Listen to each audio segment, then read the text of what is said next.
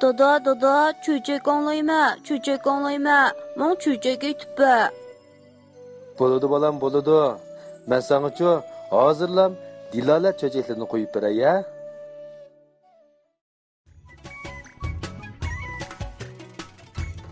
Assalomu alaykum. Dilala cho'chaklarni yoqtirib anglab kelayotgan umoqlarim, kechliklar xayrli bo'lsin. Bugun men sizlarga Munukbay degan cho'chakni aytib beray.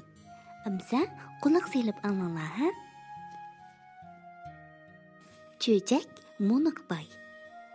Burunqi zamonda ma'lum bir yezida Munukbay degan bir kambag'al juvozchi o'tgan ekan. U kunda ikki qapoq yog' tortib, eshkiga ortib, yezimi-yeza, mahalla orlab yurib, setib tirikchilik qiladi ekan. Kunlardan bir kuni Munukbay eshkiga ikki qapoq yog'ni ortib sotqili meng'ibdi. Bir yezning do'qmishida 3 qimarvoz tom yo'lab nish chekib, g'ayvat qilishib o'ltirgan ekan. Ular Munukbayning yiroqdan kelayotganini ko'rib, qo'rsqig'i jinkiribdi-da, o'zaro tilini bir qilishib, Munukbayni nashchak turib mas qilib qo'yib, yog'ni elib qechib ketib, bo'lishib olmoqchi bo'lishibdi. Shu arada Munukbay yetib keldi. Qimarvozlar o'rnidan turishib, Munukbayga salom sahat qilishibdi. Uni org'i elib, intayin hurmat qilgan bo'lishib, nashini tanlab turib, Bizning ko'nglimiz uchun bo'lsa-mu, buni bir tortib qo'ysala, deyishibdi. Munukbay o'zir haqliq bildirib rad qilgan bo'lsa-mu, qimarvozlar ching turib olganlikdan noilash nashni qo'liq apdi. U bir ikki qitim sho'ra jo'rmayla ko'ngli elishib, besh qiyib mas bo'lib yetib qopdi. Qimarvozlar ashpashdigicha uning saqal burut qash kirpiklarini qo'ymay, pak qirib tushirib, eshakdan ikki qapoq yog'ni elib qechib ketibdi. Kun tushdan qayrilganda mayin shamol chiqibdi. Munukbay asta hushiga kelibdi-da, ko'zini ichib eshkiga qarsa, ikki qapoq yog' yo'q. Astag'firullah, bu nima ishdi? deb saqalni sepsa, saqal burdim yo'qmish. Munukbay xafa bo'lib ketibdi-da, o'z-o'ziga: "Mening etim Munukbay, saqal burdim qanikbay" debdi. Undaq o'ylanib, bu o'yliqi nas bosgan shumush qimarvozning ish ekanligini bilib qopdi. Munukbay levini tishlab uyga yenib kelibdi. Munukbay bir hiyla o'ylab tepibdi. Eshkiga ikki qapoq yog'ni ortib, g'anjug'isini tortib, hech ish bo'lmagandek yana yog' sotqili mengibdi. Yiliqi mahallaning do'qmishiga as qolganda, yanchiqidan 3 tilla elib eshkining quyruqiga qistirib qo'yibdi-da, bahuzur ketaveribdi. Yiliq 3 qimarvoz yana shu tamning tuyda aptobga qaqlinib o'tirishgan ekan.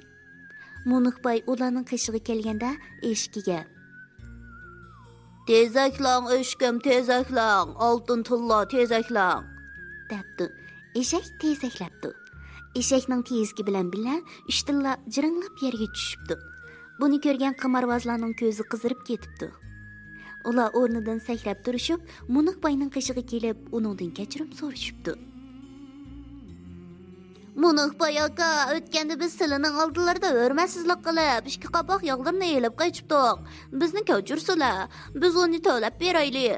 Nima qolsa shuni olsalar, buni eshaklarni bizga setib bersinchi" deyishibdi. Munukbay ular bilan ko'p bahotilishibdi. Oxir 355 tangaga eshkini ikki qapoq yog' bilan qimarvozlarga setibdi. Qimarvozlar Munukbaydan: "Bu eshak qandoq qilsa oltin kumush tezaklab beradi" deb so'rabdi. Munukbay: "Mehmonxona uyni zilchi gilam bilan zinnatlab yozsanglar, u uyga maysa, beda yangi guruchni dovlab, eshakni u yerga bir hafta solab qo'yib yaxshi beqinglar. U uyga hech kimni kirgizmay, bir haftadan keyin uchinglar kirib qo'linglarga qo'lda kelib, navbat bilan tezaklang eshkim, tezaklang, oltin tilla tezaklang deb qo'g'lisanglar, sopla oltin tilla tezaklab beradi" debdi. Qimarvozning og'ziga qo'liqiga yetib, eshakni haydab ketibdi. Qimarvozlar Munukbayning degandek bir uyni esil qilib yasab, zilchi gilam bilan zinnatlabdi. Uyning o'tirsiga 15 tag'ar yangi guruch, 100 baq maysi bedini dovlab qo'yib, eshakni solab, ishikni taqabdi. Endi gapni Munukbaydan anglaylik. Munukbay uyga kelib bo'lgan vaqani xotiniga so'zlab beribdi-da: Qımarvazlar əmdi meni saq qoymaydı. Mən avu Şamgörgə kirib mökünü alay. Qımarvazlar meni izləb gəlsə, sən can durmay aldığı çıxıb, yalğandın ağzı içib, meni ölüb getdi degin ha. Dəbdi və Muniqbay Şamgörgə kirib yoşurnub yetibdi. Bir hafta ötübdi. Üç qımarvaz ishikni zo'r tamada ichib uyga kirib, qo'llarga birdan kaltak elishib, eshakni navbat bilan Tezaklan ishkim tezaklan, oltin tilla tezaklan deb urib qo'g'labdi. Moysibida yangi guruch yeb qo'rsqi ko'pib ketgan eshak uch qımarvazning bosh ko'zini shatroqlab bulg'ib yetibdi. Uydagi zilji gilam tovar yotgan ko'rpalarni bulg'unib, uy eg'ildek bo'lib ketibdi.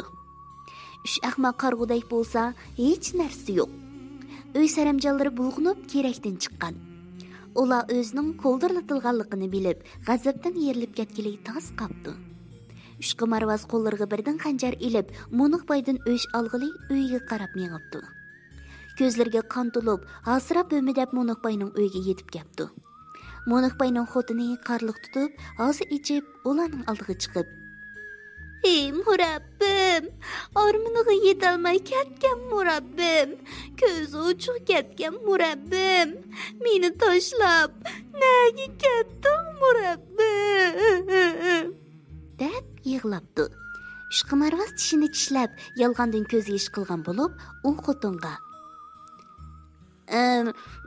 Biz Muniqbayning yaqin do'stlari. Hayotligimizda agar birarimiz o'lib tortib qolsak, tuproq beshimizni bo'lsin yo'qlab turimiz deb va'dalashgan to'q. Uning yuzini ko'ra olmagan bo'lsaqmi, tuproq beshini bo'lsin berib ko'rayli. Qabrisini ko'rsatib qo'yslar. Xatmi Qur'on qilib qaytayli, debdi. Xotin ularga chiqayotgan bir shamgurni ko'rsatib qo'yibdi. Ular shamgurning qishig'i kapdi, bir qımarvaz. Bu qiyri qaqvash o'g'ri bizni rosa boplab rasvo qildi ha. Biz uning beshiga tarat qilib qo'yib ketayli, deb shamgurning ustiga chiqib o'ltiribdi. Muniqbay ko'rning ichida zixni qizitib o'ltirgan ekan. Qizib ketgan bir zixni qımarvazning so'ngichiga sanjibdi. U og'riqqa chidayolmasmi, levini tishlab undamay qopib ketibdi. Muniqbay ikkinchisini shunday qilibdi. Arqadanla uchinchi qımarvaz o'ltiribdi. Muniqbay cho'g'da qizirib ketgan zixni uning sag'risiga sanjibdikan, u voyjon deb chaqirib sakrab turib ketibdi. Buning bilan uch qımarvaz qo'rqqandan oldi orqasiga qaramay qechib ketibdi. Muniqbay Shamgördan bahramon chiqib uyga qaytib keldi. U o'ylanib turmayla Udul podshohning sariyiga arz qilib beribdi. U podshohga: "Dod podshohi olam, sizlarga bir arzim bordi. Otamda men ish qil qolgan, o'qillar men nurg'un qarzdor bo'ldi. Ular qarzini yondirish u yoqda tursin. Aksicha mening eshkimni ilib qochib ketdi", deb arz qildi. Podshoh odam avatib uch qımarvazni haydatib keldi. Podshoh ulardan so'rasa, ular: "Bu ish azbroyi xudo yolg'on", deb turibdi. Muniqbay: "Dadamning ularning sag'risiga besib qo'ygan mohri bor, tekshirib boqsizlar", debdi. Podshoh ularni tekshiribdi. Degandek, ularning sag'risiga zixning izi xuddi mehr shaklida tushib qolgan ekan. Podshoh ularning barliq mol-mulkini musodara qilib Muniqbayga ilib berib, ularni Muniqbayga umrlik buyurib beribdi. Muniqbay qımarvazlardan dardini mana shundoq ilib, oxirgi umrini xotirjam bayashat o'tkazibdi.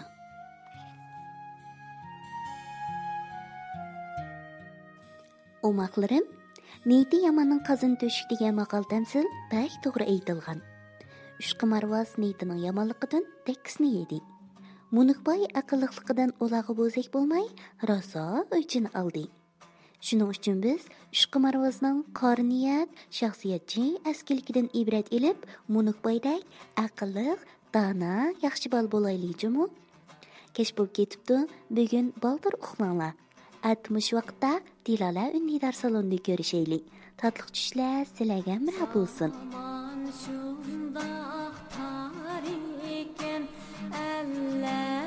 Balam